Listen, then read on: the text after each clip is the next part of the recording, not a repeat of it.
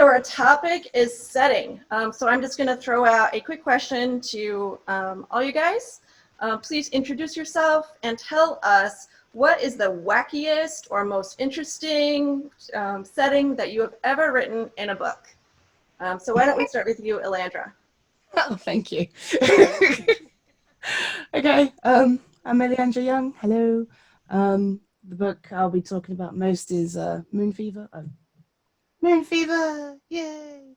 But actually, the weirdest setting is not actually from there. It's from something I wrote. Wow, it was a short story I did for a magazine some time ago, and it was just a train station, but it was an abandoned train station which had become a murder scene, which doesn't sound unusual on the face of it, but it was supposed to be a romance. So an abandoned train station that became a murder scene was pretty unusual for that story anyway. Maybe not so much for stuff I'm writing now. Sounds kind of spooky to me. Mm-hmm. What about you, Aurora? What's the strangest or most interesting setting you've ever written? I don't know if it counts as the most interesting, but it was the most fun to research.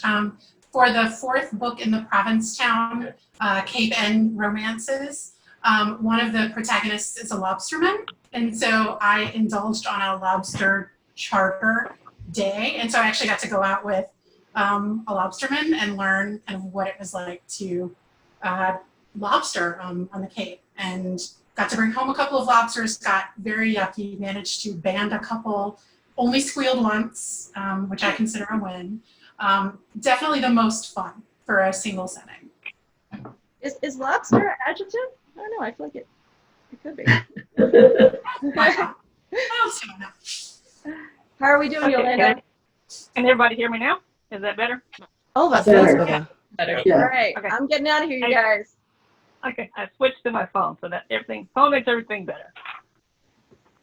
All right, so I think we know who all of our panelists are, so let's go with the first question. When you're brainstorming a novel, what comes to you first, the plot, the character, or the setting? And of the three, which aspect is most important? Let's start with Jane. In some ways, the whole idea, will come at the same time, in that you're thinking, here's a detective, murder happens wherever, but that all the things will shift around. For me, the plot is the most important thing. It has to be a plot that interests me. And then having got the plot, what sort of characters will make the plot work? And equally, what setting will this plot work in? So often I will craft the plot, the setting, to make the plot. I would say, if this is going to take because I'm writing fantasy, I have an awful lot of freedom to craft a setting any way I want. And so if the plot means it's going to have to take a week to get from place A to place B, I can actually adjust my world so they are, by whatever modes of transport, 6 days apart. So the plot, the setting definitely gets contorted to fit what the story needs to make the story work. So for me, probably it's the plot that drives everything. I have to get the plot right, and then it's getting the characters and the setting that will make a believable plot of it. Okay, how about you, Jaycie? Me? Jaycie. I'm Jaycie. Oh, yeah. Actually, with me, I always see the characters first, but they're in a setting. So those two kind of come together for me when I'm imagining a story. And then because I'm a real pantser, I just kind of follow them around and see what happens. David, how about you? For me, I definitely agree with Jane. I think definitely plot, but all three are important. Without good characters and a proper setting, I think the plot just doesn't work. And without a good plot, the characters and the setting are useless. And likewise, without a good setting, the characters are lost. So they're all important, but definitely I always start with the plot. Okay, Aurora? I think for me, it varies. Definitely when I wrote the Cape End romances, I sort of went in knowing I wanted to write a book and then multiple books set in Provincetown because I'd sort of just fallen in love with Provincetown. I was like, all right, who could live in Provincetown? And then you sort of come up with some usual suspects. But other times it's definitely the characters, and then it's like, all right, where can I plot these people that their story will make sense? Which is, I think, one of the fun things about writing is that it's, for me at least, it's not always kind of the exact same process or evolution. Cool. And Jessica? Yeah, I really liked this question, Yolanda. Thinking back over Yay. the books. Yeah, that was good. Plot and character are what spark a story for me, but it doesn't go anywhere until I know where the characters are. So I could have a great idea of a character, a great idea of a plot, but I'm very visual as a reader and as a writer, so I need to see them somewhere. And as a couple other authors have already pointed out, it really then affects the story, and I want to know how my characters are playing off their setting, how the setting, community, town are really then leading into what drives my character. So character and plot are often the first spark of the idea, but I absolutely need to know setting and see where they are before the story goes anywhere. Okay, perfect. Ileandra? I wouldn't say I've got anything close to a structure insofar as which one comes first for me. I tend to kind of fall into a bleh, this is what's happening. But certainly with the last couple of pieces I've written, it's been about character. I built Danica Carlson and then went, right, what can I do to her? Because I had this idea of a woman who's very good at her job and very self-sufficient, but the world around her doesn't want her to be that way. And that kind of guided what came next. Setting actually came before plot, which was weird as well, because once I decided what she was, i.e. an agent of this special organization, I knew where she was going to be, and then it was, what am I going to do to her? But it's not always that way. It does flux a lot for me. There's no one way that this is done when I'm writing. Okay. And then do you prefer to use actual settings or fictional settings? And if you're using an actual setting, do you need to visit it first, or just come up with it all together? And Jaycie, let's start with you. Yeah, because the 3 novels that I have out right now, or the third one's coming out now, today, tomorrow, are historical romances. So I needed an actual location, historical location for those stories, and I chose the Women's Army Corps camp in Fort Des Moines, Iowa. And when I started writing it, I realized I needed to actually go, because I needed to know what the air felt like. I needed to know what, I just needed to be there. So I actually did go.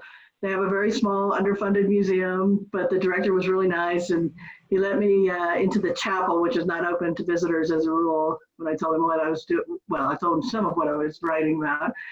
And I didn't mention the lesbian part, I don't think, but it was great, and it really just standing there and just trying to imagine what it was like, 50, 60 years ago was really cool. Just to be, so it's important to me that it be a real place when I'm writing history, because I just want to get it right. Aurora? I definitely do a little bit of both.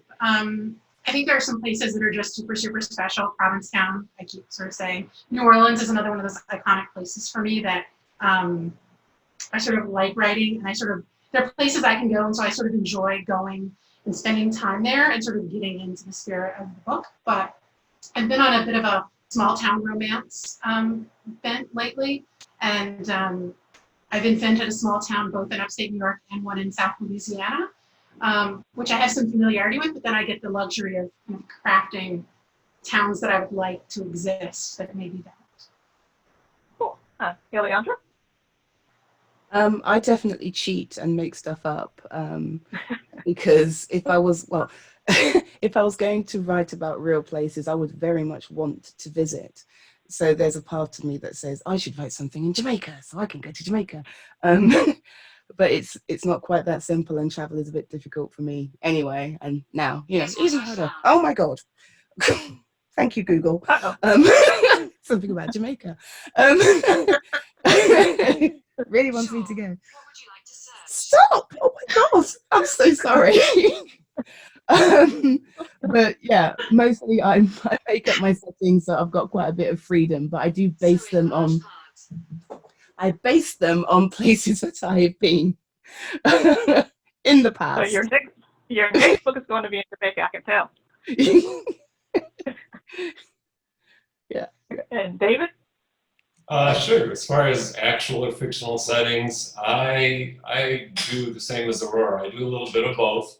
For example, in my upcoming book, which will be out next year, Death's Prelude, I use New York City, which is obviously a very real place that I've been to, and the original Queen Mary, the one that's now in Long Beach. And then I created a fictional country estate called Heatherwick. There's Heatherwick. Oh, cool. Oh, that's so cool. They definitely ones I visited at least once, so I have a better feel for what I'm writing and can visualize it in my mind. But yeah, for my fictional stuff, I do it in my CAD program, and I create floor plans and things like that. So I have a better feel for it up here as well. So yeah, I definitely do both. Oh, wonderful. And Jessica? I mostly write real places. Ileandra, you said that you cheat by making them up, but I think that's harder. I don't know. There's no Google Images for me to just sort of land in and wander around of a city that already exists.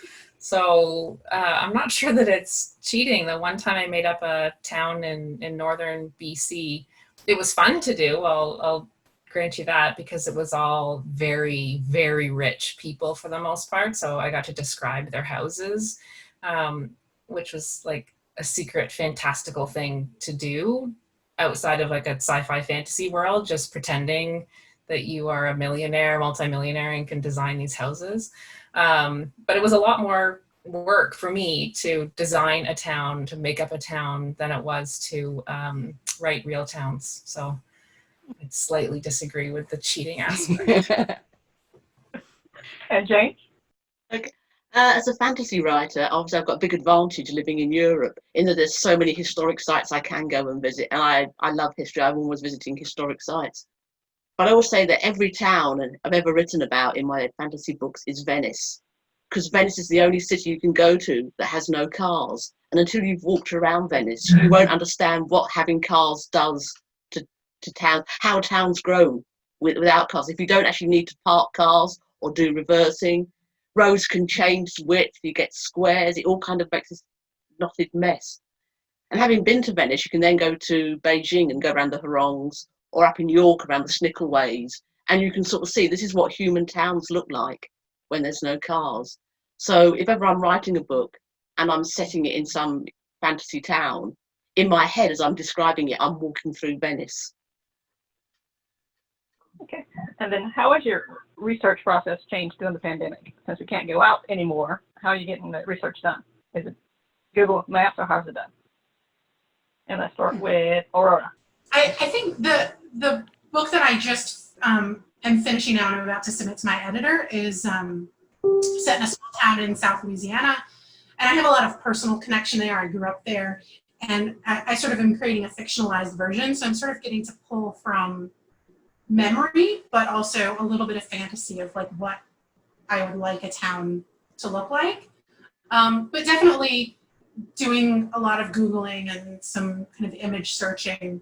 And I'm actually one of those people when I invent, especially if it's a small town, I'm not cool like David. I don't have like skills in CAD or anything like that. So I have like big sheets of paper and I start sketching out where stuff is. Because if you're ever going to set another book in the town, like the businesses and the houses have to have a semi-relation. So I'm like a 6-year-old, like drawing a little town on paper.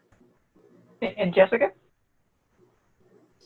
I'm currently between projects, so I'm not actually actively writing anything during this pandemic. I'm still not sure if that's really great news that I'm not trying to write during this pandemic, or like really terrible news that I don't have something to keep my brain occupied. I'm not sure it would change though. I do spend a lot of time on Google Maps. My first book, Trigger, started in Vancouver in British Columbia, and then you took a road trip to Seattle. And I had a fantastic time doing Google Maps and just sort of going along the Rockies and the highway and checking out all these little towns and the names of towns once you cross the border and into Montana.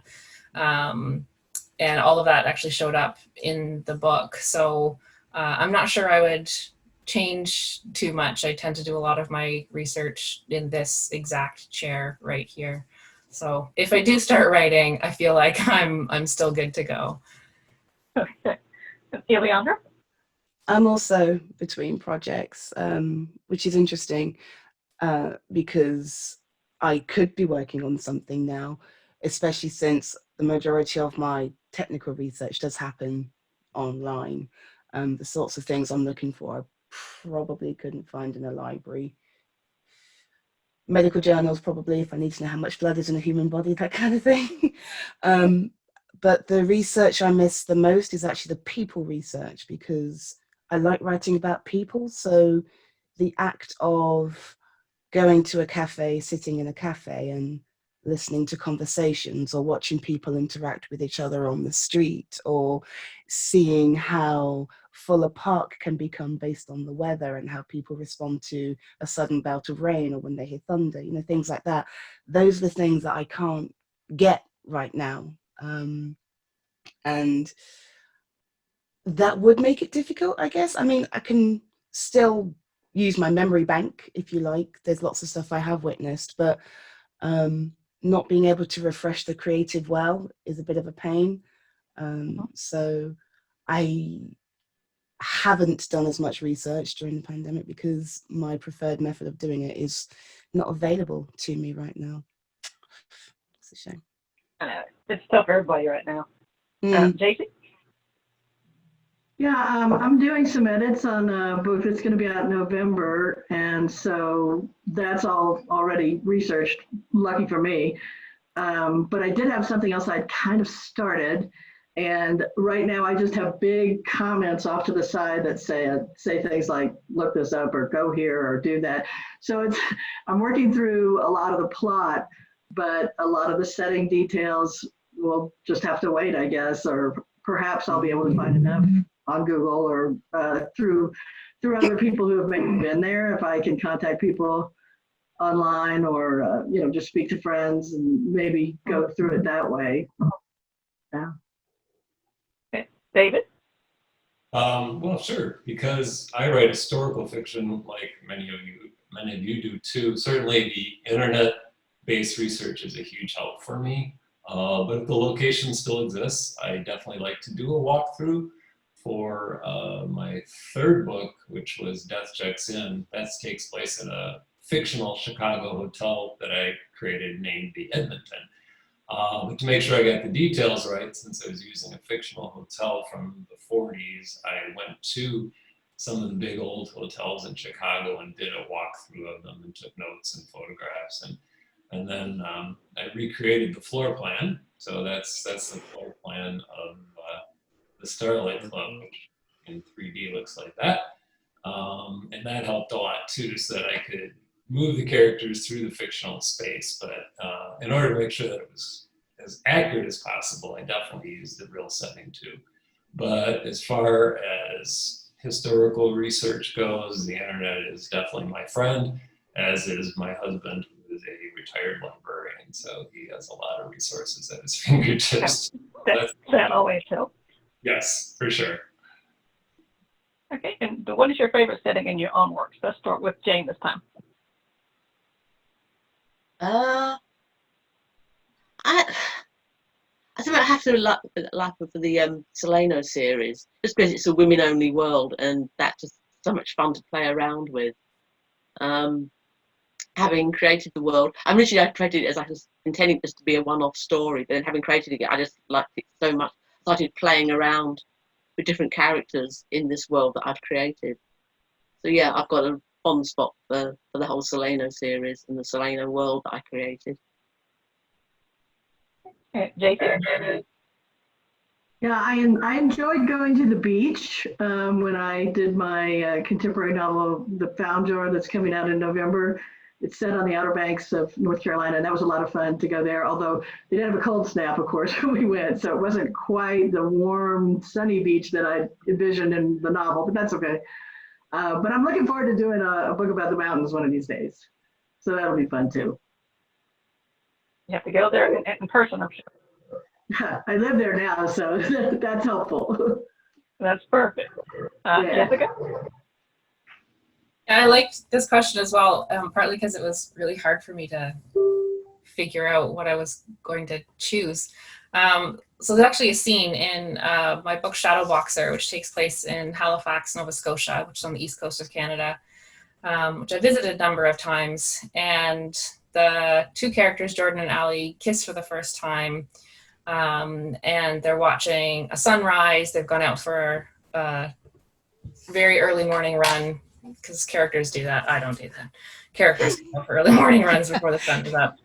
And we did this walk. So when we visited last with my wife's family, we did this walk up a big hill.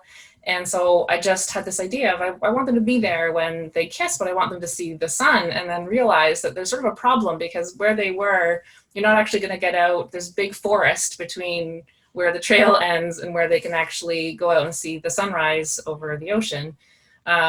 But it actually, that setting presented a good challenge for me, because I thought, well, how am I going to get them from where the trail ends to where they can see the sunrise over the ocean? And I thought Allie would jump a fence.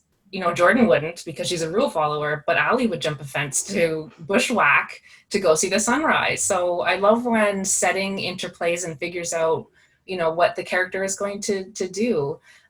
So Halifax in general, in Shadowboxer, I really loved writing, but that particular scene, the setting really drove that for me.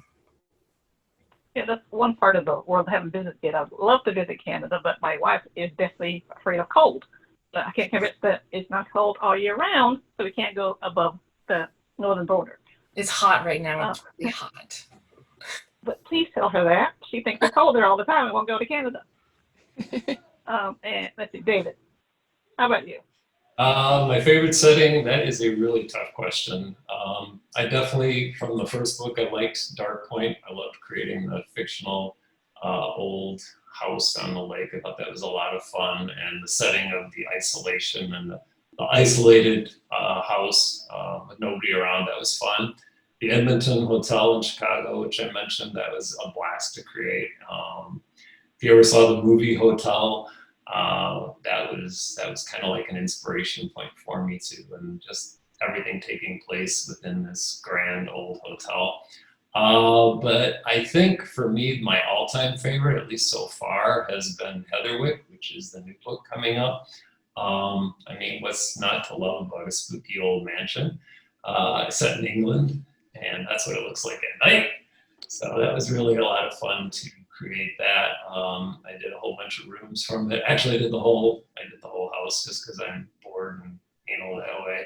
That's the front hall. You can see it. So Wow. there's the drawing room, which a lot of the Great Hall, a lot of rooms, a lot of the story takes place in. So yeah, I definitely would have to say Heatherwick was probably my most fun. And it's a toss-up. Do I like writing more? Do I like creating settings more? I'm not sure, but I like them both. So that was mine. And you're giving me some serious tech envy. I want all this equipment you have. It's fun. Ileandra, how about you?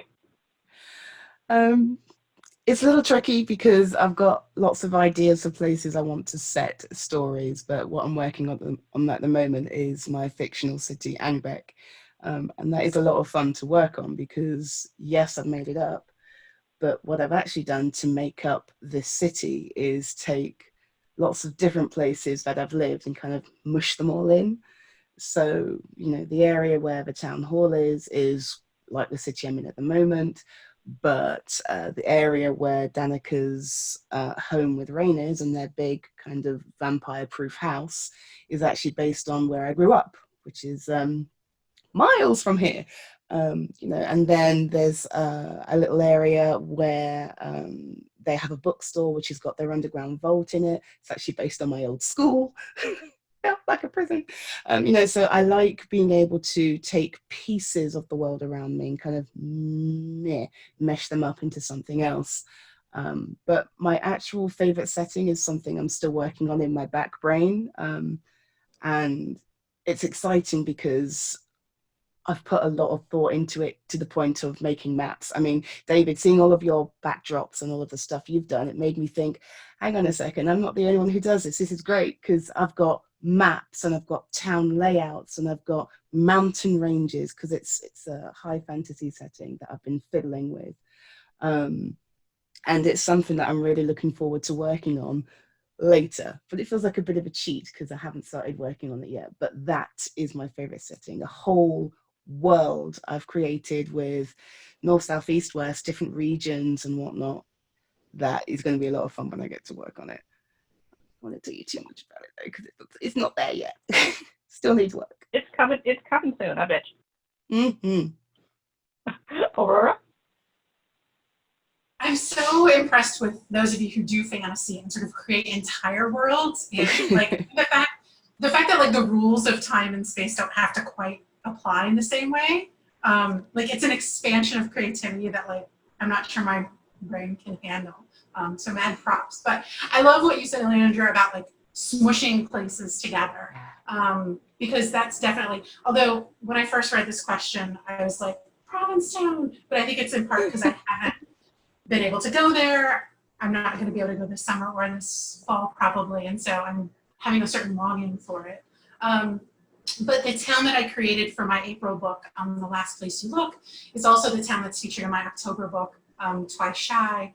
I sort of enjoy, I don't do a whole lot of series, but sort of shared world. And the idea of taking, I live in upstate New York in the Finger Lakes, and I love where I live. I love so much about it. And so being able to take little bits of wineries I've visited, or going to the lake, or the little towns along the way, and the bakeries and the hardware stores and things like that, and being able to kind of smush them into a single kind of perfect setting is so much fun.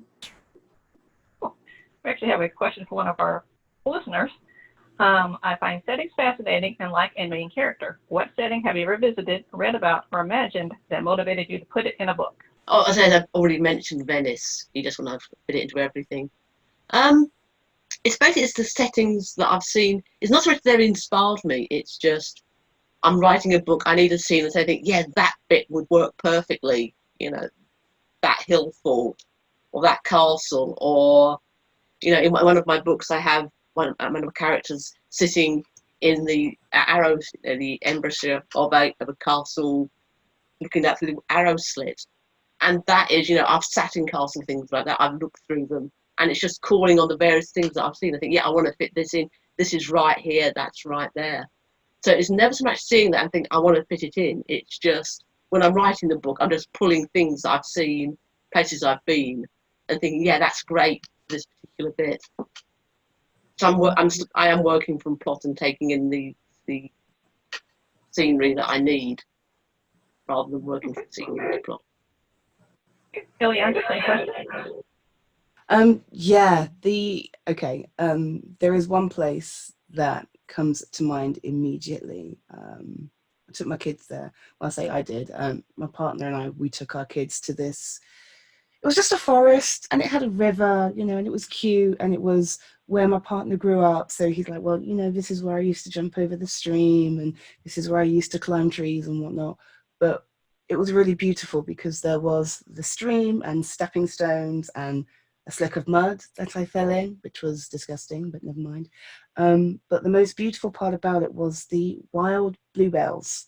And we managed to go at a time of year where they just bloomed, and everything was purple. Just everything was purple. And I love purple and blues at the best of times, but just seeing those colors in such vast quantities in nature, I've not, because I'm such a city girl, but seeing all of those colors in nature, just for me to run my hands through and send the kids to play on, I thought, this is a setting. This is something that I'm going to put a character in.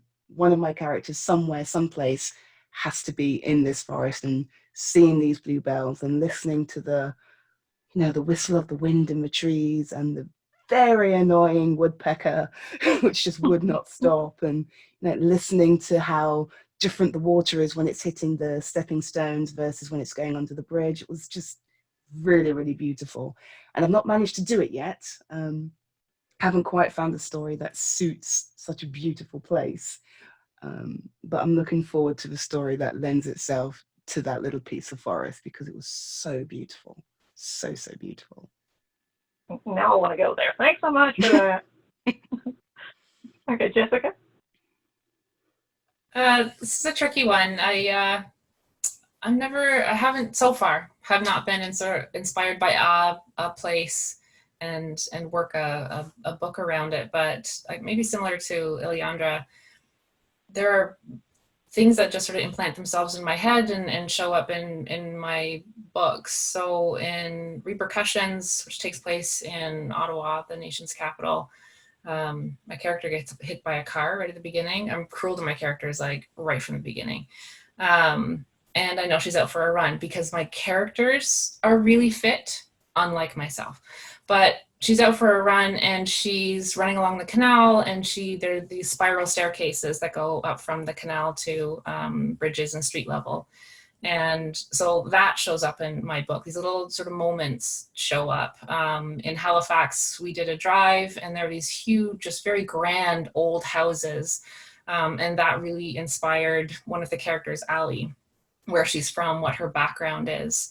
So there's all these little setting moments, but not necessarily, a full town or a city all in itself. But definitely, if I've visited a place, those moments just sit there, and if there's a time for them to come out, then they do. That's something I really love about writing, and about existing outside of my house also. But we'll get back to visiting and experiencing any day now. I know it. Fingers are crossed. Aurora, same question. Yeah, I think I've gotten sentimental about Provincetown enough today, so I will not do that. But actually, there's a restaurant in New Orleans on St. Charles Avenue. It's called Superior Seafood. And I went there. I took a former partner there for a raw bar happy hour, like oyster happy hour. And it was the first time I actually sat in an oyster bar and watched the shuckers prep the oysters. And I was riveted and just sort of fascinated. And I'm pretty sure the entire premise of Crescent City Confidential came out of that meal at that restaurant, which I've kind of fallen in love with and gone back to, a dozen times, recommended to all my friends. But yeah, I honestly don't know if I ever would have had a character be an oyster shucker if I hadn't had that experience. I remember reading that part of the book and saying how real it felt when I read it. It's like, well, now I know why. And now I really want raw oysters, and that's so not going to happen for me for a really long time. I'm so sad. Me too. Okay, Jaycie, same question. Yeah, I think in my case, it's probably almost like a reverse inspiration, because a lot of times when we drive from Colorado, where I live now, back to Dallas, which is my hometown, to visit family and stuff, we'll go through a lot of these little towns in Texas that are just dying. It's really kind of sad. And I have a story that I'm kind of stuck in the mushy middle. I know you guys will relate to that, but I've started it and I've set it aside, and I've gone back and I've set it aside. So I know it's just kind of on hold, but that's kind of my anti-inspiration, in the sense that I've gone through these towns and I thought, man, if I lived here, I'd be so trying to get out. And that's pretty much what this story is about, is somebody trying to get out of a little town like that. Or that's where it starts. So I guess that's an inspiration of sorts, the reverse inspiration of sorts. Okay, and David? For me, well, for one thing, I definitely want some oysters now. I want to hang out with Aurora and have oysters and a glass of wine. And I definitely want to have coffee with Ileandra and look at her maps and her plans and just hang out. And I'd love to have coffee with all of you guys. You're all awesome. But for me, I think the original Queen Mary, which was launched in 1936 and is now in Long Beach, I probably mentioned. I'm a bit of a ship aficionado, passenger liners, and I got the pleasure to stay on the Queen Mary in Long Beach twice, and loved every minute of it. I loved exploring every nook and cranny and trying to sneak off from the tour and check out areas I wasn't supposed to be in. Don't tell anybody. But so that was a huge inspiration, and I thought I want to write about the original Queen Mary. So yeah, my new book coming up, Death's Prelude, is set a lot on the original Queen Mary. It covers a ocean crossing with my character, and it was just tons of fun. So yeah, definitely for me, that was a place that I visited that inspired a story. Okay, let's go back to my questions then. I love, well, speaking of New Orleans, I love Allie's book set in New Orleans because it's on my bucket list of cities to visit. Other than yourself, what novelist uses settings that resonate with you? Let's start with Aurora on that one. I think the first thing that came to mind when I read, really great question. I know you crafted amazing questions for this panel. I just want to sort of give you props for that. Journalism degree pays off. It's the journalism degree. I thought of Maggie Cummings' books. She is a native New Yorker and lives in New York, and all of her books are set there. And although I love to visit New York City, but I could never live there, but I sort of enjoy, it's like I sort of get the vicarious experience of all the things I love about New York without actually having to be quite around so many people. And so it's sort of like the sort of best worlds in that. And her most recent Brooklyn Summer was kind of like an homage to summer in the city. It was just a really sort of playful kind of romp through New York. So if you're kind of craving that, I recommend it. And David? For me, definitely, oh boy, there's so many things that come to mind. Agatha Christie and all her marvelous English settings have always been an inspiration for me. St. Mary Mead. Eric Andrews Katz, his book TARDIS perfectly conjured up the Pacific Northwest in a spectacular way, and just makes me want to I've been there, but I want to go back in the worst way. And I think almost any book that I read, I get drawn into it and I want to be there. And like y'all, I love New Orleans too. So yeah, I would definitely say the most recent book that I read was Eric Andrews Katz and his book TARDIS, which just took me right to the Pacific Northwest. I felt like I was there. I felt like I could smell the salt air, and it was just wonderful. Okay, and Ileandra? Okay. I mostly read fantasy, so a lot of the places I read about are not real, which is a real shame because I'd love to go to them. I guess the biggest inspiration, bizarrely, because I'm writing urban fantasy at the moment, but it was a high fantasy setting. Middle-earth, Lord of the Rings, Tolkien. I make a point of reading those books beginning to end once a year, just because I love the setting and I love what he's done, and I love just giving myself a moment to imagine what he's writing about and put myself there. And the whole world is so rich and vibrant, and you can tell he's put so much into it. If you put aside the appendices for a second, which is pretty much like half of the third collection, if you look at it that way, just the way he writes about the different locations, the way he writes about Gondor, the Tower of Minas Tirith, the way he writes about the Misty Mountains, all of that smacks of either places he might have seen on his travels, because he was quite well traveled, he was a soldier as well, or stuff that he imagined in this wild, expansive, and a little bit kooky for his time imagination. And it feels so timeless to me. You know, you could have picked up those books then and gone, wow, this is long, but enjoyed yourself. And I still feel that you can pick them up now and go, wow, this is long, but still enjoy the world he's created. And I think people will still be able to do that 300 years from now. It's just so, it could be anywhere, it could be any place, you know, and it's possible for anybody to put themselves there. And I think that's inspired me the most. And I think that's why I make up so many of my settings. Imitation is the highest form of flattery. But more that having that level of freedom just to make something up and make it anything that you want. Make it as beautiful as you want, make it as dark as you want, make it as scary as you want. that inspires me the most. And the freedom that Tolkien showed when he was writing those monster books and the whole world of Middle Earth in general, that is incredibly inspiring for me.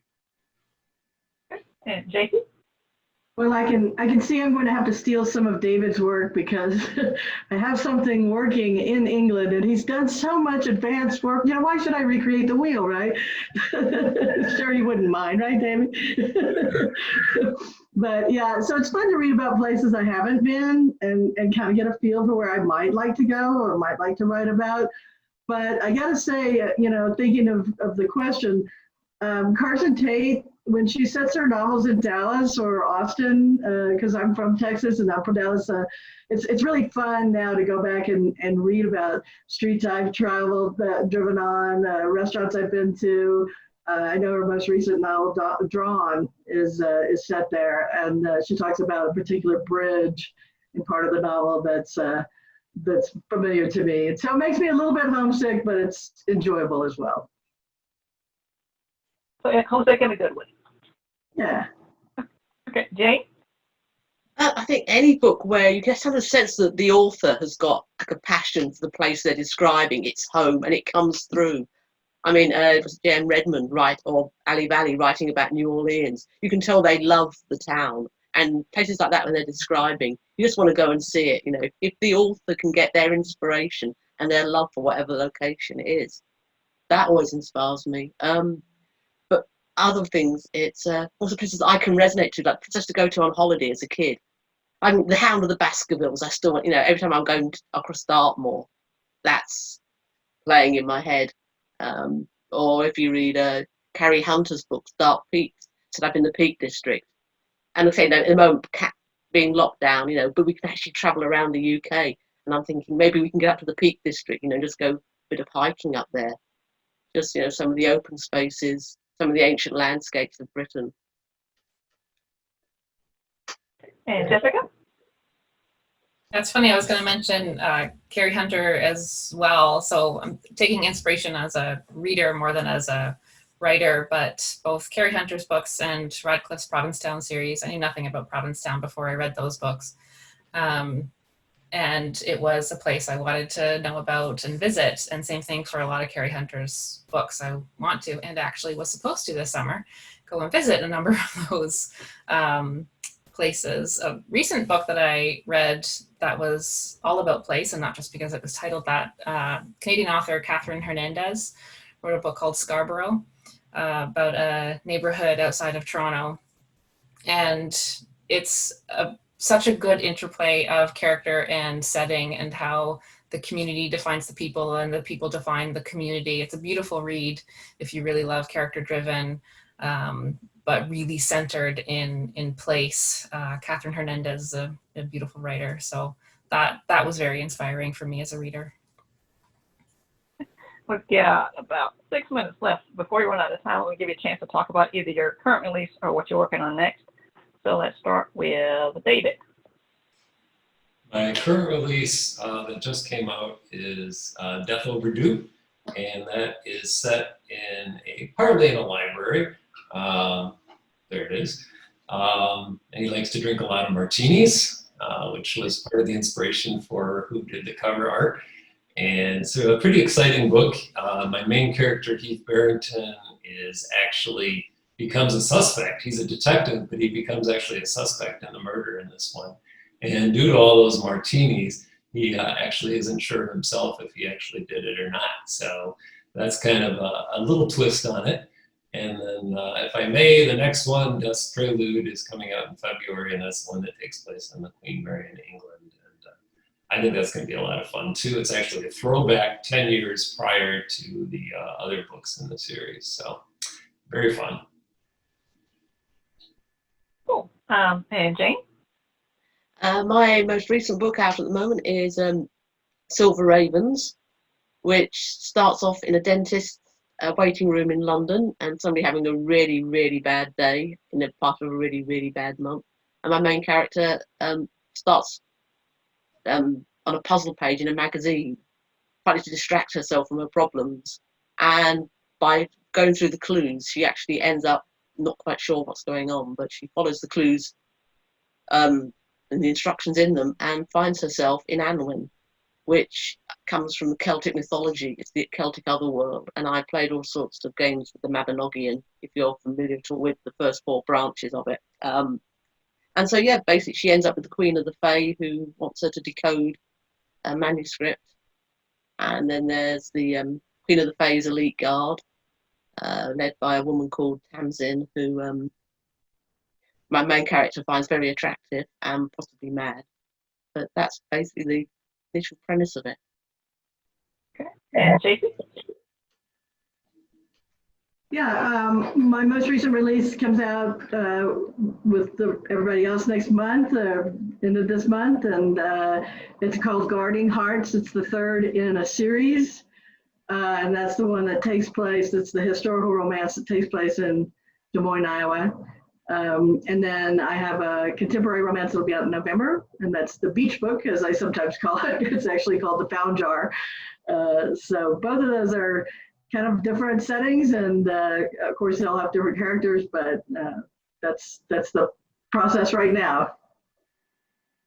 Okay. And Jessica? My newest release just came out this month, Stormlines. It takes place in Hamilton, Ontario, not very far from where I live. Nicknames for Hamilton are the Hammer and Steel Town, just to give you an idea of the setting.